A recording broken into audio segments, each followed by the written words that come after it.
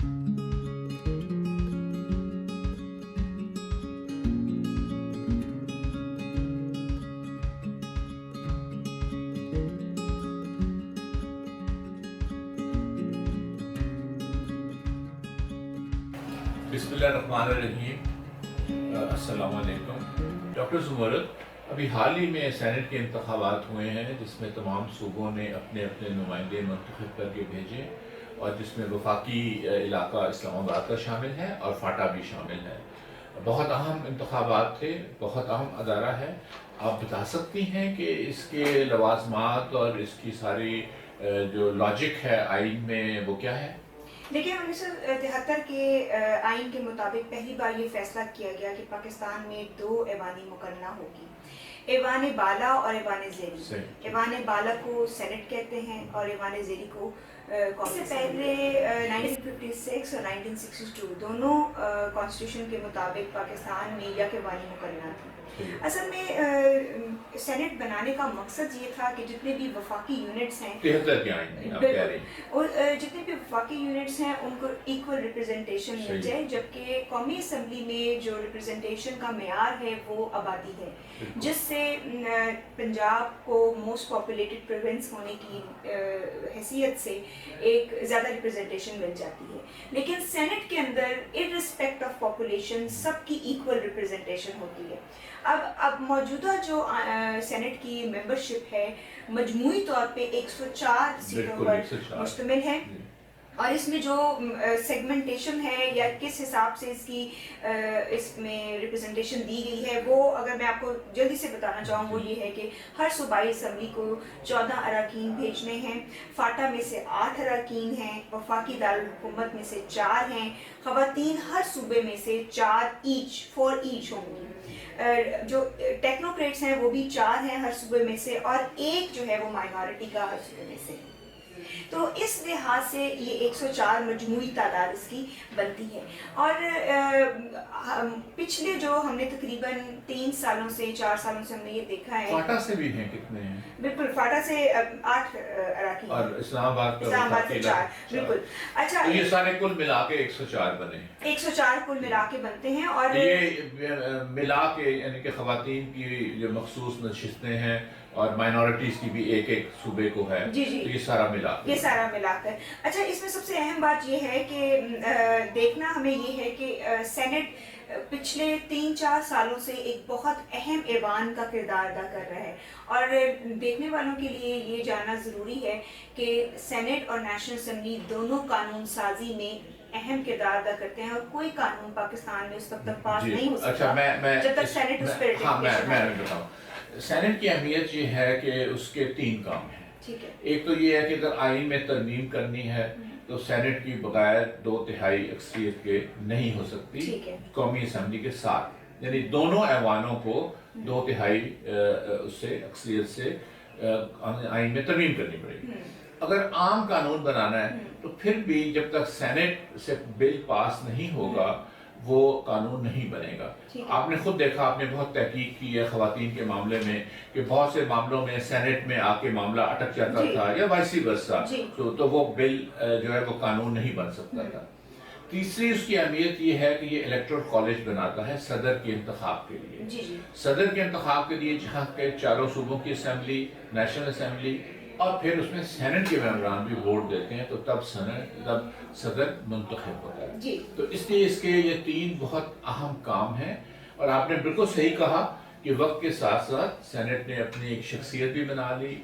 खासतौर पर जो मौजूदा हमारे सदर हैं सेनेट के, उनके हवाले से अगर आप देखें तो उन्होंने सेनेट को एक वजन दिया है, और सेनेट ने बहुत अहम जो बिल हैं उसमें मतलब ये है कि सेनेट का किरदार कौमी असम्बली के किरदार से किसी भी लिहाज से कमतर नहीं है। बिल्कुल, सिवाय एक से जी। जो मालियाती बिल हैं वो सिर्फ वहाँ पे कौमी असम्बली में आते हैं। और एक और बात भी है, वजीर आज़म वही लीडर ऑफ द हाउस होता है कौमी असम्बली का। ठीक है। ये 2 चीजें हैं, इनको छोड़ के बाकी कोई फर्क नहीं। ठीक है। अच्छा, मुझे अब आपसे ये भी जानना था कि 3 मार्च 2018 को जो 52 सीटों के ऊपर सेनेट का इलेक्शन हुआ है, इस हवाले से एक बात مختلف اخباروں کی زینت بنی ہوئی آج کل کہ اس میں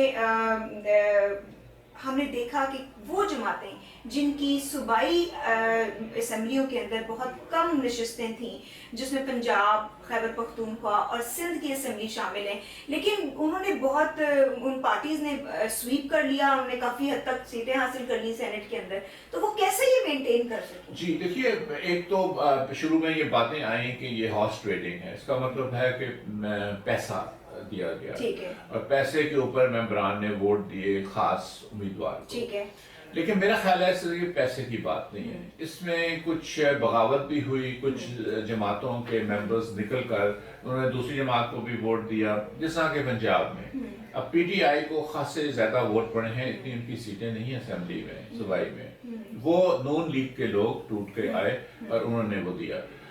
لیکن جہاں تک بلوچستان اسمبلی کا تعلق ہے، اس پہ اور خیبر پختونخوا پہ تو بہت باتیں کی جا رہی ہیں کہ یہ صرف بات نہیں تھی کہ جماعتوں نے کراس فلور کیے، اگر انہوں نے کیے بھی تو انہوں نے پیسے کے لیے کیے.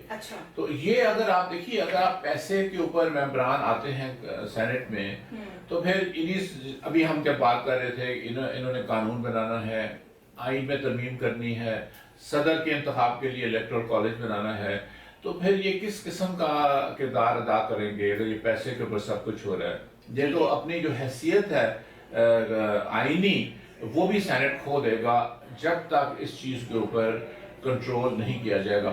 آپ کچھ کہنا چاہتی ہیں، کہیے، پھر میں آخر میں ایک بات میں یہ بات کہنا چاہ رہی ہوں کہ آپ کو نہیں یہ لگتا کہ سینٹ ایک بہت رسپیکٹیو انسٹیٹیوشن ہے اور اس میں اسحاق ڈار، رانا مقبول اور زبیر گل جیسے جو اراکین پی ایم ایل این نے کھڑے کیے، اس سے اس کی سینٹٹی متاثر ہوتی ہے، کیونکہ ہمیں پتہ ہے اسحاق ڈار صاحب خود کرپشن کے بہت سارے کیسز کے اندر، منی لانڈرنگ کے اندر ایک ایکیوزڈ ہیں، اور اسی طریقے سے زبیر گل کا بھی سچویشن ہے جو کہ رانا مقبول جو کہ سینئر ریٹائر پولیس کے بندے ہیں، کنسیڈر کیا جاتا ہے کہ زرداری صاحب کو ٹرائل میں لے جانے اور بعد میں ان پہ تشدد کرنے کا بھی الزام ہے، تو اس سے ان کی کریڈیبلٹی نہیں ختم ہو جائے گی اگر ایسے اراکین کو ٹکٹ ملنا شروع ہو جائے. دیکھیے، اسی لیے آپ نے بالکل صحیح کہا، اسی لیے اب باتیں کی جا رہی ہیں کہ اس کا طریقہ انتخاب تبدیل کیا جائے. ٹھیک ہے، مثال کے طور پہ امریکہ میں بھی یہی ہوتا تھا، پہلے ان کی جو اسٹیٹ کی اسمبلیز ہیں وہ سینیٹرز کو الیکٹ کرتے تھے، بعد میں انہوں نے آئین میں ترمیم کی، اب ان کے سینیٹرز جو ہیں براہ راست منتخب ہوتے ہیں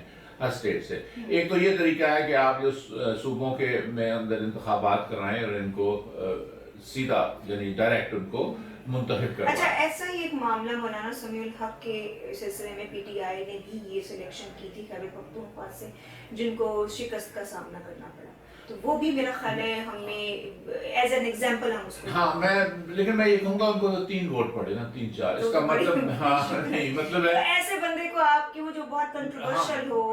میرا خیال ہے کہ وہ خود کھڑے ہو گئے، لیکن بعد میں آپس میں کیا ہوا، وہ بیمار بھی اب ہو گئے، تو وہ 3 ووٹ کا تو مطلب ہے نا کہ وہ چیز آئی نہیں سامنے، میچور ہی نہیں. اچھا، اس کی نسبت پیپلز پارٹی نے بڑے زبردست جو لوگ حلقے میں کام کرتے تھے یا جن کی ایک ریپیوٹ تھی ان کو ہم کیا، جس طرح انہوں نے مائنورٹی کی سیٹ پہ کرشنا کماری جس کو انہوں نے نامینیٹ کیا اور وہ جیتی الیکشن، تو میرا خیال ہے سلیکشن آف جو کینڈیڈیٹس تھے وہ پیپلز پارٹی کی پی ایم ایل این اور پی ٹی آئی سے زیادہ بہتر تھی. یقیناً این سے تو بہتر تھے، اس لیے کہ آپ نے صحیح کہا کہ وہ دلت بھی ہے، وہ ہندو کا جو ہے اس میں بھی سب سے نیچی ہے. اس نے اپنے بیان میں کہا ہے کہ میرے تو ماں باپ کو پتہ ہی نہیں کہ بالکل کیا پتا ہونا بیچارے دلت. تو یہ اچھی بات ہے کہ آپ جو مائنورٹیز ہیں یا خواتین بھی ہیں ان کو آپ جنرل سیٹوں پہ لائیں، جنرل سیٹوں پہ بھی لائیں، وہ تو ممانعت نہیں ہے اس میں کوئی، ان کی ریزرو سیٹس ہیں، ممانعت نہیں ہے. تو اب ہم یہ دیکھتے ہیں کہ ان کے صدر کا انتخاب ہونا ہے، نائب صدر کا ہونا ہے، تو ہمیں ہمارا جو اگلا پروگرام ہوگا یا اس سے اگلا ہم پھر اس موضوع میں بات کریں. اچھا، اس ساری گفتگو میں ہم 2 چیزیں بتانا بھول گئے. ایک تو یہ کہ مجموعی جو میعاد ہے سینٹ کی وہ 6 سال ہے اور 3 سال بعد آدھے ارکان اس کے ریٹائر ہو جاتے ہیں اور نئے. ہاں، وہ اس لیے جلدی سے میں بتا دوں، اس لیے کہ سینٹ کنٹینیوس باڈی ہے. نیشنل قومی اسمبلی تو ڈیزالو ہو جاتی ہے، اس کے بعد انٹرم گورنمنٹ آتی ہے، اس کی جگہ کام کرتی ہے، لیکن سینٹ جو ہے وہ چلتی رہتی ہے. صرف جب مارشل لاء لگے پچھلے سالوں میں تو انہوں نے سینٹ کو بھی ختم کر دیا، لیکن عام حالات میں Senate is a continuous body, جس طرح کہ امریکہ میں بھی ہے. اور صوبائی جو اسمبلیاں ہیں وہ ان کے کینڈیڈیٹس کو، سینٹ کے کینڈیڈیٹس کو ووٹ دیتے ہیں.